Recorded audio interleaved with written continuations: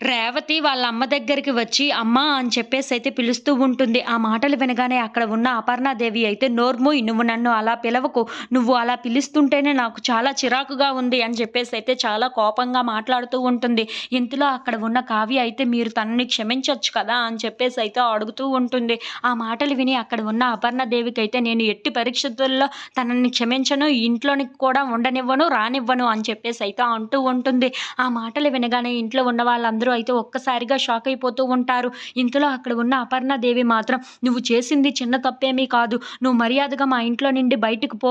నీ కొడుకు గాని నా గురించి అడిగితే అప్పుడు మీ అమ్మమ్మ చనిపోయింది. మీ అమ్మమ్మ అసలు బ్రతికే లేదు అని చెప్పు" అని చెప్పేసి అయితే అంటూ ఉంటుంది. ఆ మాటలు వినగానే అక్కడ ఉన్న రేవతి అయితే చాలా బాధపడుతూ ఉంటుంది. ఇంతలో అక్కడ ఉన్న అపర్ణాదేవి మాత్రం "నా ఇంట్లో నుండి మర్యాదగా నువ్వు బయటకు పో" అని చెప్పేసి అయితే తనని బయటకు గెంటేస్తూ ఉంటుంది. అది చూసి అక్కడ ఉన్న రేవతి అయితే చాలా బాధపడుతూ అయితే బయటకు వచ్చేస్తూ ఉంటుంది. ఇంతలో కావ్య అయితే చాలా బాధపడుతూ ఉంటుంది. ఏంటి ఇలా జరిగింది? నేను ఏదో జరుగుతుంది అనుకుంటే అని చెప్పేసి అయితే అనుకుంటూ ఉంటుంది. ఇంతలో అపర్ణాదేవి తన కూతురు, తన కొడుకు అలాగే వాళ్ళ ఫోటోలనైతే చూస్తూ ఉంటుంది. అది చూసి అక్కడ ఉన్న కావ్య అయితే ఏంటి అత్తయ్య ఏం చేస్తున్నారు అని చెప్పేసి అయితే తొంగి చూస్తూ ఉంటుంది.